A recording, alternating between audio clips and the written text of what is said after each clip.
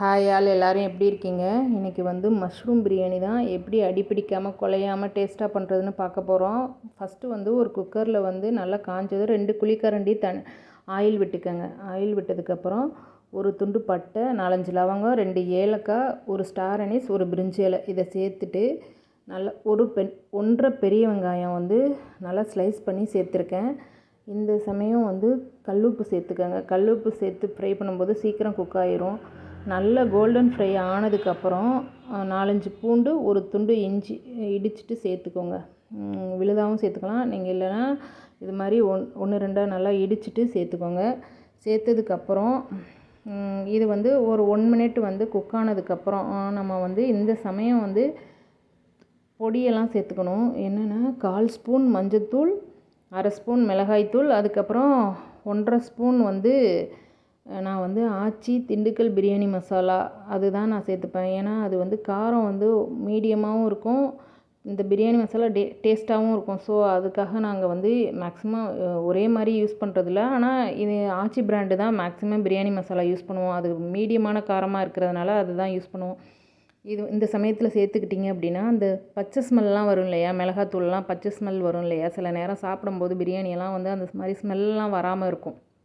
அதனால் இந்த சமயம் சேர்த்துக்கோங்க. அதுக்கப்புறம் இதுக்கப்புறம் நம்ம வாஷ் பண்ணி வச்சுருக்கோம் இல்லையா காளான், அதை நம்ம கட் பண்ணி சேர்த்துக்கணும். சேர்த்ததுக்கப்புறம் நல்லா அதுக்கப்புறம் ஒரு 4 ஸ்பூன் தயிர் சேர்த்துக்கிறேன்.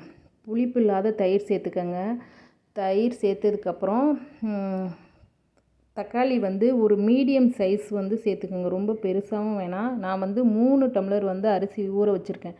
3 டம்ளர்னால் ஒரு 300 கிராம் இருக்கும். 3 டம்ளர் அரிசிக்கு நான் ஒரு சின்னதாக உள்ள ஒரு மீடியம் சைஸ் தக்காளி 1 சேர்த்துக்கிறேன். தக்காளி ஏன் லேட்டாக சேர்க்குறேன் அப்படின்னா, தக்காளி ஓவர் குக் ஆக தேவையில்லை. பிரியாணிக்கு எப்போவுமே தக்காளி ஓவர் குக் ஆகாமல் செஞ்சு பாருங்களேன், அது உண்மையிலே ஹோட்டல் ஸ்டைலில் உள்ள பிரியாணி மாதிரியே இருக்கும்.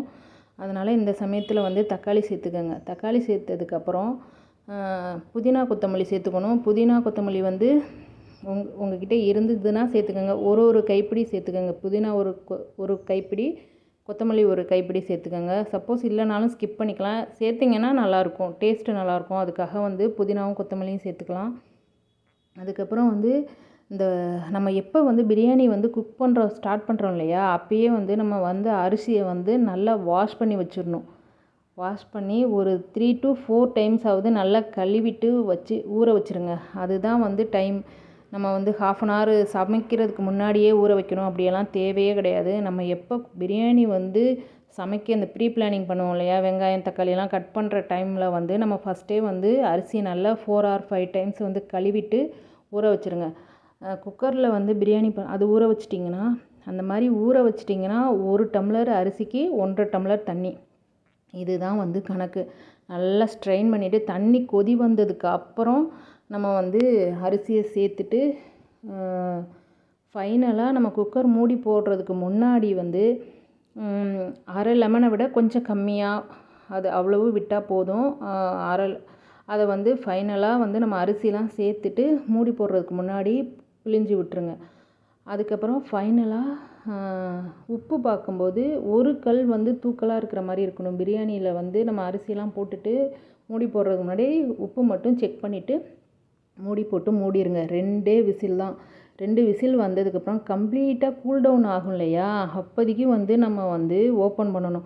அதுக்கு முன்னாடியே விசிலை அவசரமாக நம்ம ரிலீஸ் பண்ணோம் அப்படின்னா பிரியாணி குக் ஆகாத மாதிரி இருக்கும். ஒரு மாதிரி வெறையாக இருக்கும், சாப்பிட முடியாது, ரொம்ப கஷ்டமாக இருக்கும். பசங்களுக்கெல்லாம் கொடுத்து அனுப்புறதுக்கு ரொம்ப சிரமமாக இருக்கும், வேகாத மாதிரி இருக்கும். அதனால் கம்ப்ளீட்டாக ரெஸ்ட் ஆனதுக்கப்புறம் கூல் டவுன் ஆனதுக்கப்புறம் விசிலை நம்ம குக்கரை ஓப்பன் பண்ணணும். இது ஒரு மெயின் பார்த்துக்கணும் நம்ம பிரியாணி செய்யும்போது, குக்கரில் பிரியாணி செய்யும்போது. இது மாதிரி ட்ரை பண்ணி பாருங்கள், கண்டிப்பாக பிரியாணி சூப்பராக வரும்.